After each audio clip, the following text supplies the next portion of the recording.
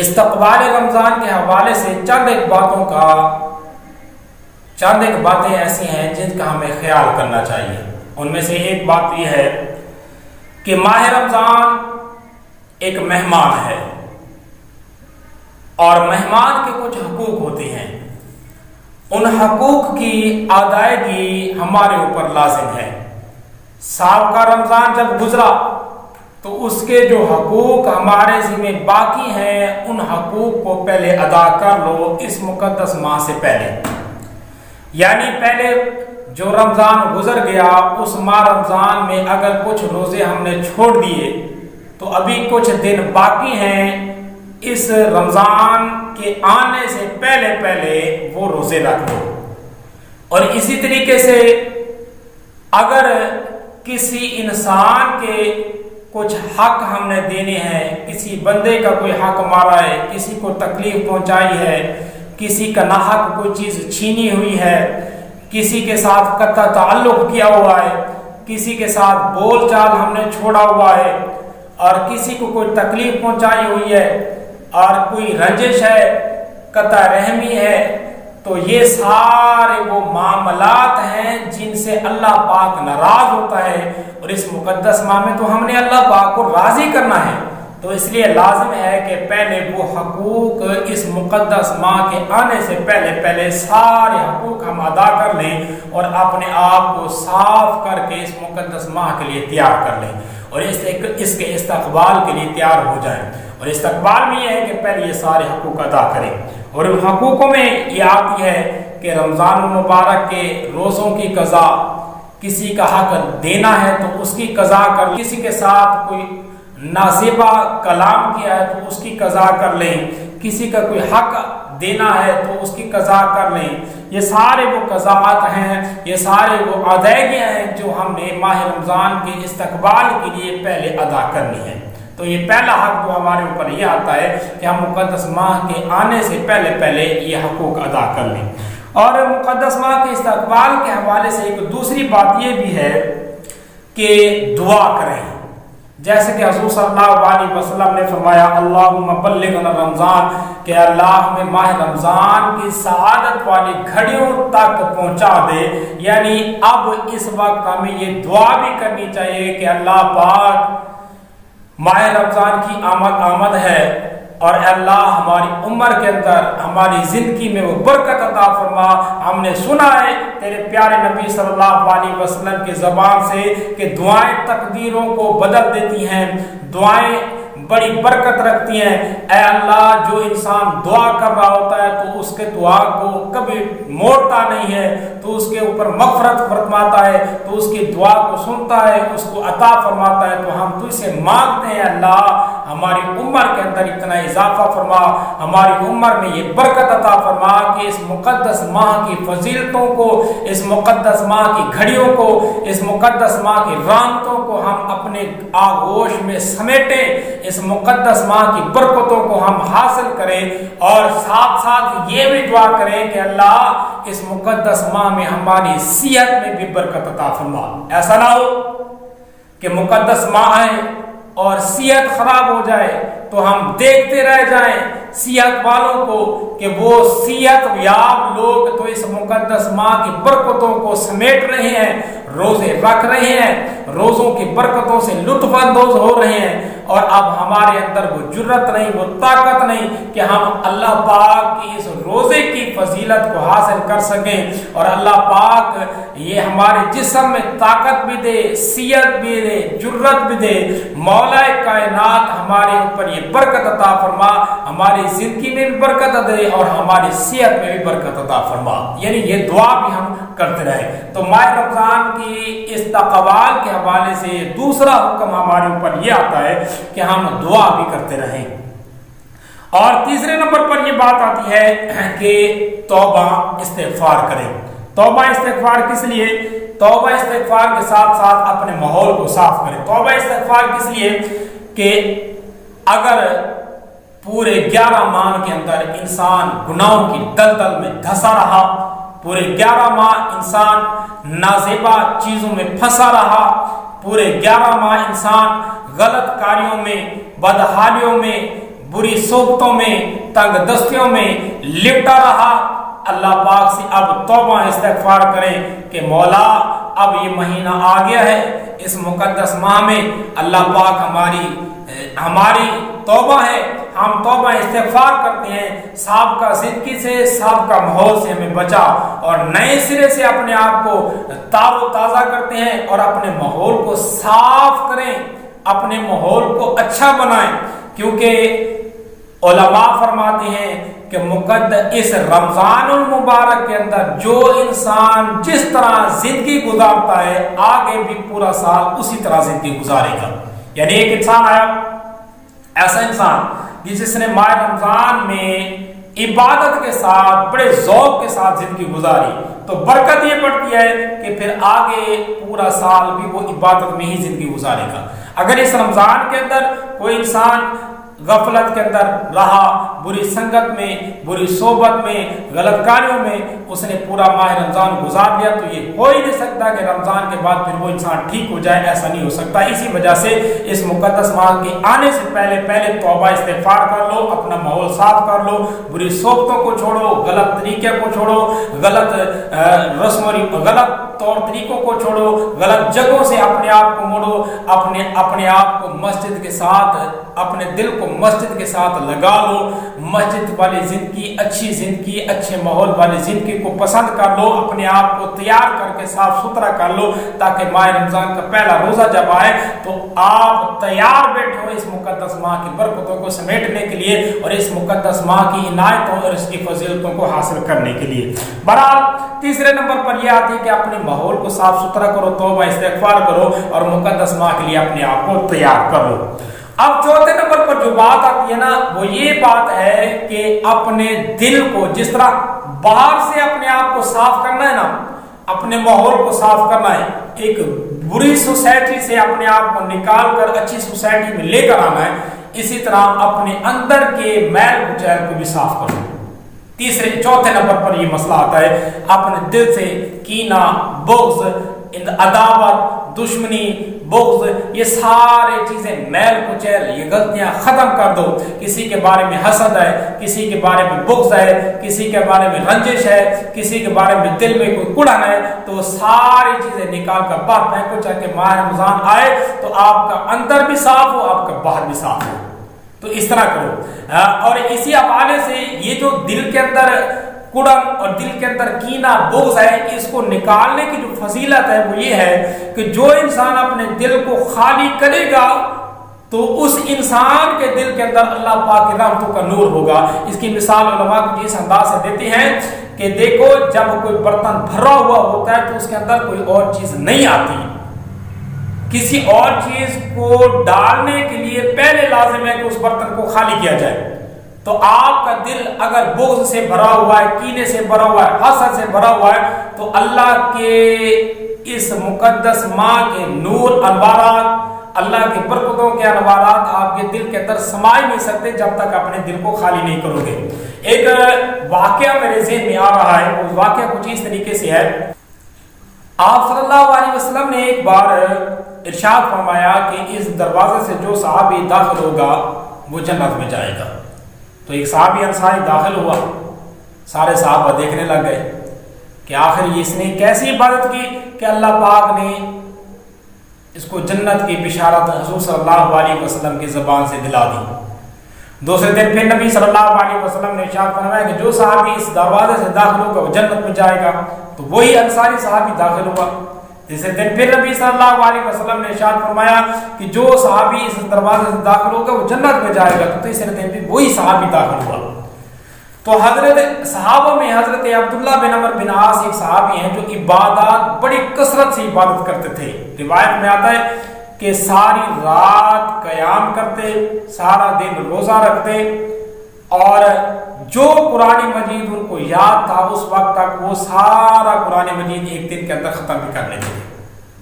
ये उनकी इबादत थी। यानी इस तरह की इबादत शायद किसी और सहाबी ने की हो जो हजरत अब्दुल्लाह कर रहे थे। तो हजरत अब्दुल्लाह के दिल में ख्याल आया कि ऐसा क्या मामला है, यानी कि उसके दिमाग में एक ख्याल आया होगा, मेरी अपनी बात कर रहा हूं, कि ये खुशखबरी तो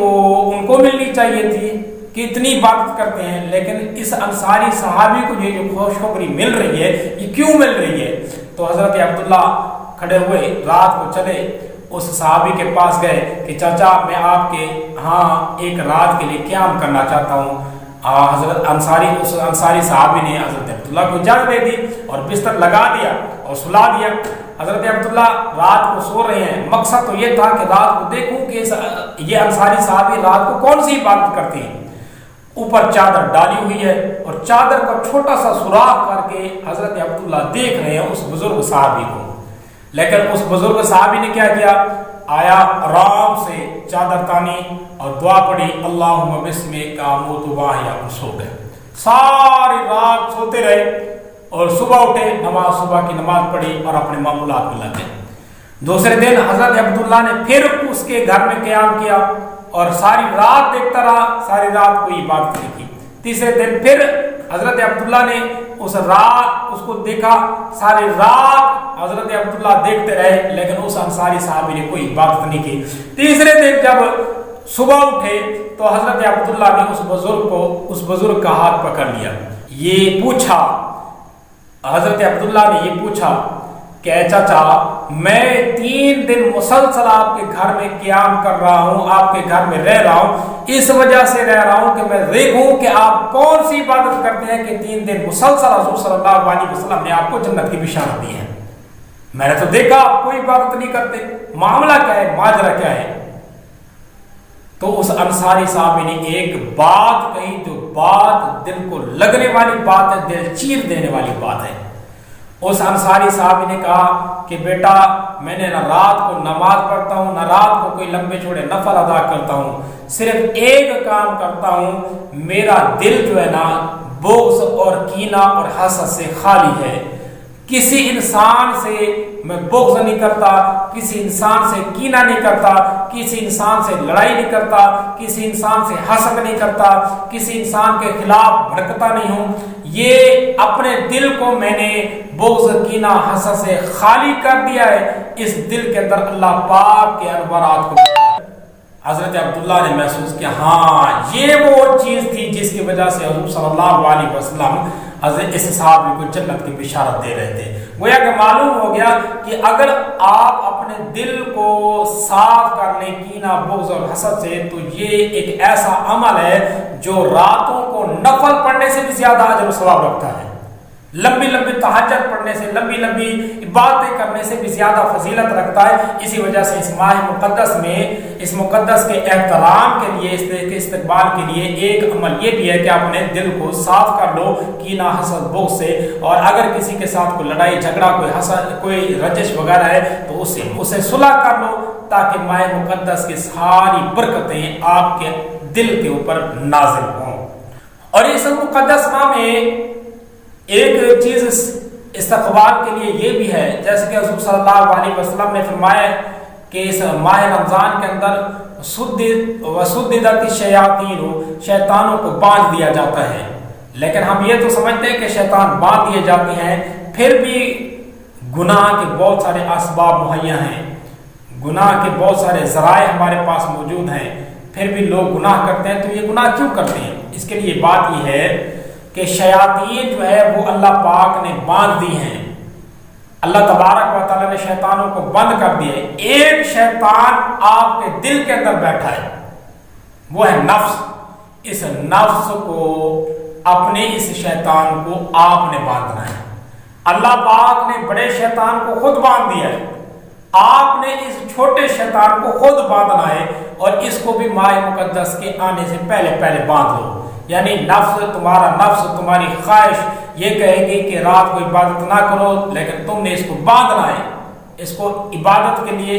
اپنے آپ کو عبادت کے لیے کھڑا کرنا ہے، اس کو روندنا ہے۔ یہ نفس کہے گا کہ روزہ نہ رکھو، لیکن آپ نے رکھنا ہے۔ یعنی یوں کہا جائے تو یہ کوئی بیجا نہیں ہوگا کہ بڑا شیطان تو اللہ پاک نے باندھ دیا، لیکن آپ کا نفس، یہ نفسانی خواہش جو ہے نا، اس کو آپ نے خود ہی باندھنا ہے، اس کے مقابلے میں آپ نے خود ہی تیار ہونا ہے، خود ہی کھڑا ہونا ہے، اس کو اللہ پاک نے نہیں باندھا۔ اسی وجہ سے رمضان آتا ہے تو ہم دیکھتے ہیں بہت سارے لوگ بے روزے دار ہیں، بہت سارے لوگ روزہ رکھتے نہیں ہیں، بہت سارے لوگ ایسے ہیں جو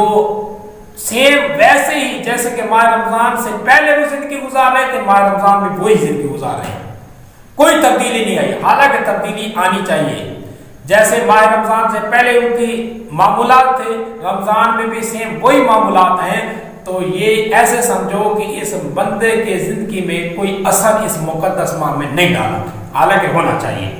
اور اسی طریقے سے حضور صلی اللہ علیہ وسلم نے ارشاد فرمایا ہے کہ ماہ رمضان میں جنت کے دروازے کھول دیے جاتے ہیں، تو جنت کے دروازے تو اللہ پاک نے کھول دیے، اپنی زندگی کے جنت کے دروازے آپ نے خود کھولنے ہیں۔ وہ کیسے کھولنے ہیں؟ اپنے لیے عبادت کے دروازے کھولنے ہیں، اپنے لیے صلح کے دروازے کھولنے ہیں، اپنے لیے پیار کے دروازے کھولنے ہیں، اپنے محبت کے دروازے کھولنے ہیں، چاہت کے دروازے کھولنے ہیں، صلہ رحمی کے دروازے کھولنے ہیں، بھائی چارے کے دروازے کھولنے ہیں، محبت کے پیغام کے دروازے کھولنے ہیں، دعوت و تبلیغ کے دروازے کھولنے ہیں، تلاوت و کلام کے دروازے کھولنے ہیں، نماز و عبادت کے دروازے کھولنے ہیں، ریاضت و بلکی کے دروازے کھولنے ہیں۔ یہ وہ سارے جنتی دروازے ہیں جو آپ نے خود کھولنے ہیں، اور بڑی جنت جو ہے اس کے دروازے اللہ پاک نے خود کھول دیے ہیں۔ اس وجہ سے یہ کوئی نہیں کہہ سکتا کہ اللہ پاک نے جنت کے دروازے کھول دیا آپ جنت میں چلے گئے، نہیں، اللہ پاک نے جو کام کرنا تھا وہ اللہ پاک نے کر دیا، جو آپ کے ذمہ کام ہے وہ آپ نے خود کرنا ہے۔ وہ ذمہ کام یہ ہے ایک دوسرے کے ساتھ محبتیں بانٹو، ماہ رمضان کے اندر حقوق ادا کرو، ماہ رمضان کے اندر عبادت کے شوق رکھو۔ تو یہ سارے وہ بند دروازے تھے جو ماہ رمضان سے پہلے بند تھے، اب رمضان آیا تو یہ سارے دروازے آپ نے خود اوپن کرنے ہیں، خود کھولنے ہیں، اور ان دروازوں کو آپ نے خود ہی کھولنا ہے، آپ نے خود ہی چابی لگانی ہے۔ اللہ پاک نے دروازے کو کھول دیے ہیں۔ اور اسی طریقے سے صلی اللہ علیہ وسلم کی ارشاد کے مطابق جیسے آپ صلی اللہ علیہ وسلم نے فرمایا جہنم کے دروازے بند کر دیے جاتے ہیں۔ اب ظاہری طور پر حضور صلی اللہ علیہ وسلم کے فرمایا کہ اللہ نے جہنم کے دروازے تو بند کر دیے، پھر ہم نے کیا کرنا ہے؟ پھر بھی انسان جہنم کی طرف جا رہے نہیں، اللہ نے بڑی جہنم کے دروازے بند کر دیے، ہم نے اپنے ارد گرد جہنم کے جو اسباب تھے ان کے دروازے ہم نے خود بند کرنے ہیں۔ یہ بھی ایک استقبال رمضان کا ایک طریقہ ہے کہ ہمارے گناہوں کے چوری کے دروازے ہم نے خود بند کرنے ہیں، غیبت کے دروازے ہم نے خود بند کرنے ہیں، ڈکیٹی کے دروازے ہم نے خود بند کرنے ہیں، بغض کے دروازے ہم نے خود بند کرنے ہیں، قطع رحمی کے دروازے ہم نے خود بند کرنے ہیں، حسد کے دروازے ہم نے خود بند کرنے ہیں،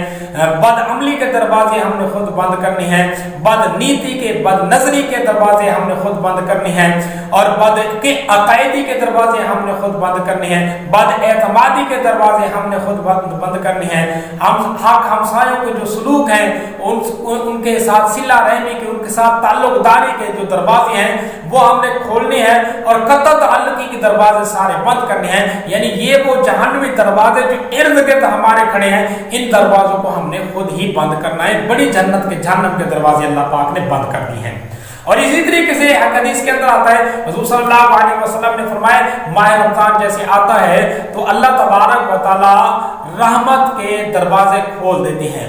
اور یہاں پر بھی ایک بات سمجھ لیں کہ اللہ پاک نے اپنی رحمت کے 100 حصے کیے ہیں، جیسے کہ حضور صلی اللہ علیہ وسلم کا ایک فرمان ہے، ان 100 حصوں میں سے 99 حصے اللہ پاک نے اپنے ذمہ لگائے ہیں، اور ایک حصہ اللہ پاک نے انسان کو دے دیا ہے۔ ایک حصہ یعنی رحمت کے ٹوٹل اللہ پاک نے 100 حصے کیے ہیں، 99 حصے اللہ تبارک و تعالیٰ نے اپنے پاس رکھے ہیں، اور ایک حصہ اللہ تبارک و تعالیٰ نے انسان کے ذمہ لگایا ہے۔ اب شرط یہ ہے اللہ پاک کی رحمت کے حاصل کرنے کے لیے، اللہ کی رحمت کے حصول کے لیے شرط یہ ہے جو ایک حصہ رحمت کا آپ کے پاس ہے اس کا مظاہرہ آپ نے خود کرنا ہے، تو اللہ کی 99% جو رحمت ہے وہ آپ کے اوپر آٹومیٹک آ جائے گی۔ یعنی یوں سمجھیں جیسے کہ حضور صلی اللہ علیہ وسلم کا فرمان ہے من لا یرحم اللہ من لا یرحم الناس، جو انسان انسانوں کے اوپر رحمت نہیں کرتا اللہ پاک بھی اس کے اوپر رحمت نہیں کرتا۔ تو اس سے یہی بات سمجھ آ رہی ہے، یعنی آپ نے صلہ رحمی، آپ نے رحمت کا تقاضا جو آپ کے اندر رحمت ہے اس کا مظاہرہ آپ نے خود کرنا ہے۔ وہ 1% جو رحمت آپ کے اندر ہے اس کو نچھاور آپ نے کرنا ہے، اللہ 99% رحمت آپ کے اوپر عنایت آپ کے اوپر نچھاور کرے گا۔ یوں سمجھیں آپ نے کسی کے ساتھ حسن سلوک کیا 1% کریں گے، اللہ 99% حسن سلوک آپ کے اوپر کرے گا۔ آپ نے کسی کو معاف کیا، آپ 1% معاف کریں گے، اللہ آپ کے اوپر 99% معافی طاری کر دے گا۔ آپ نے کسی کو چیز دی تو 1% دی، اللہ پاک نے آپ نے 99% آپ کے اوپر وہ خیرات کرے گا۔ آپ نے کسی کا حق معاف کر دیا، کسی نے آپ کی غیبت کی، کسی نے آپ کے منہ کے اوپر برا بھلا کہا، آپ نے پھر بھی رحمت کا مظاہرہ کرتے ہوئے اس کو معاف کر دیا۔ کسی نے آپ سے کوئی قرض لیا، آپ نے پھر بھی اس کو معاف کر دیا، وہ دے نہیں سکا، آپ نے معاف کر دیا، تو یہ وہ رحمتیں ہیں جو آپ 1% کرتے جائیں گے، اللہ پاک 99% آپ کے اوپر رحمت فرمائے گا۔ یعنی یہ بھی اللہ پاک کی طرف سے ایک رحمت ہے، رحمت کا ایک ذریعہ ہے۔ یعنی 1 درجے رحمت آپ نے کرنی ہے اور 99% رحمت اللہ پاک نے آپ کے اوپر کرنی ہے۔ یوں نہیں کہتے ہمارا معاملہ یہ ہے، ہم یہ کہتے ہیں کہ ہم ہاتھ باندھ کے بیٹھے رہیں اور اللہ ہمارے اوپر رحمت کرے، ایسا نہیں ہوتا، ایسا ہو بھی نہیں سکتا۔ اللہ پاک نے بھی اپنی رحمت کے کچھ تقاضے رکھے ہیں۔ آپ ہاتھ باندھ کے بیٹھ جاؤ اور یوں کہو کہ اللہ ساری چیزیں آپ کو دے دے، یوں نہیں ہوتا، بلکہ تھوڑی سی حرکت آپ کرو گے،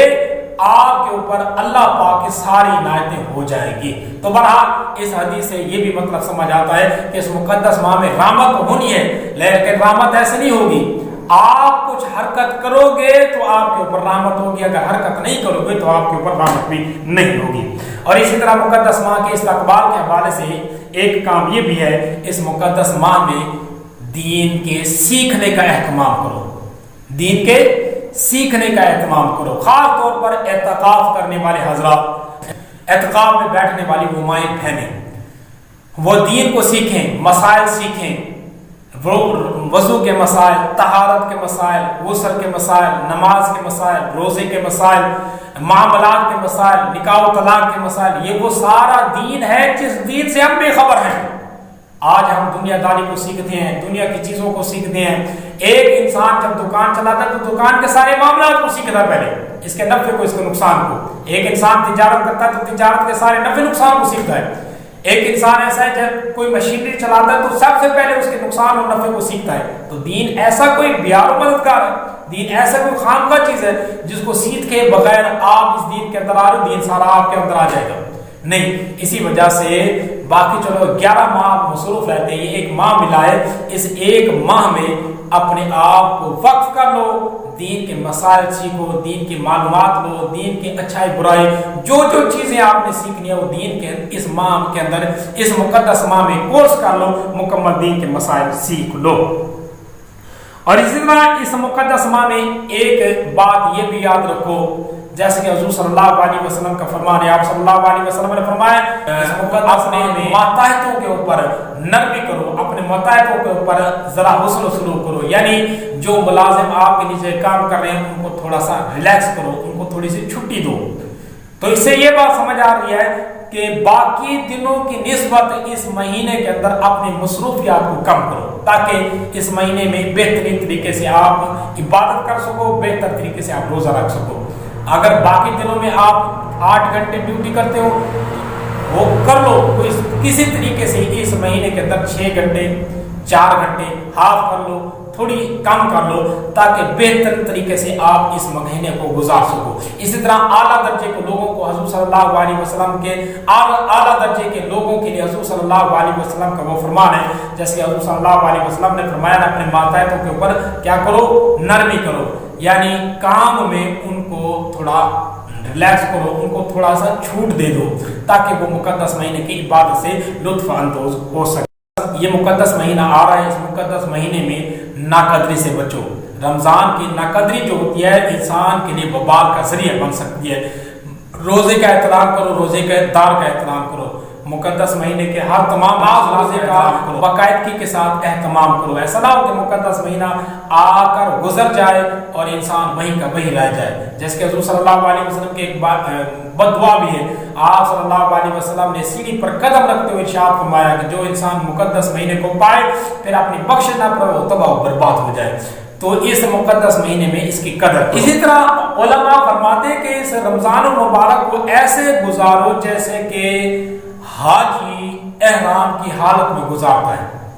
اپنی زندگی. کیسے گزارتا ہے؟ ایک احرام باندھنے والا جو حاج ہوتا ہے, جو حاج عمرہ کر کے ہم کو اچھے طریقے سے یہ محسوس ہوگا, یہ پتہ ہوگا کہ حاجی جب احرام باندھتا ہے تو وہ پھونک پھونک کر قدم رکھتا ہے کہ کہیں اس کے قدموں کے نیچے کیڑے نہ آ جائے, کوئی چونٹی نہ پھسلی جائے.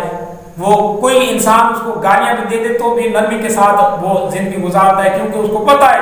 اگر کسی کے ساتھ لڑائی جھگڑا کیا تو اس کا عمرہ, اس کا حج باطل ہو جائے گا, اس کو دم دینا پڑے گا. تو وہ احرام کی حالت میں گالی گلوچ, بے حیائی, بری باتوں سے, قتل و غارت سے, فساد سے, بہت ساری چیزوں سے بچ بچ کر آرام سے نرمی کے ساتھ زندگی گزار رہا ہوتا ہے. خوشبو نہیں لگاتا, بہت ساری پابندیاں ہوتی ہیں, ان پابندیوں میں رہتے ہوئے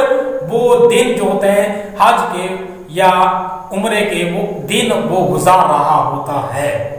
تو اسی طرح کہتے ہیں کہ روزہ دار جو ہوتا ہے نا, روزہ دار بھی اپنی اس ماہ کو, اس مقدس ماہ کو اسی طرح گزارے.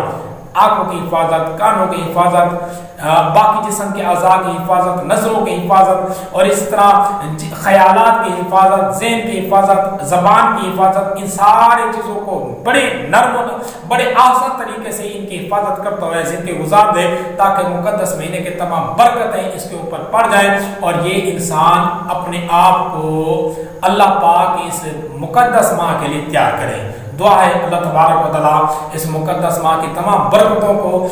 سمیٹنے کی ہمیں توفیق عطا فرمائے. اللہ پاک اس مقدس ماہ میں تمام مسلمانوں کو صحت یابی عطا فرمائے, تمام مسلمانوں کی مغفرت فرمائے جو اس دنیا کو چھوڑ کے چلے گئے, اور جو زندہ ہیں اللہ تبارک و تعالیٰ ان کو صحت کاملہ عطا فرمائے. اور اس مقدس ماہ میں اللہ پاک تمام مسلمانوں کو اپنی عبادت کا ذوق شوق حلاوت عطا فرمائے. آمین. واخر دعوانا الحمدللہ.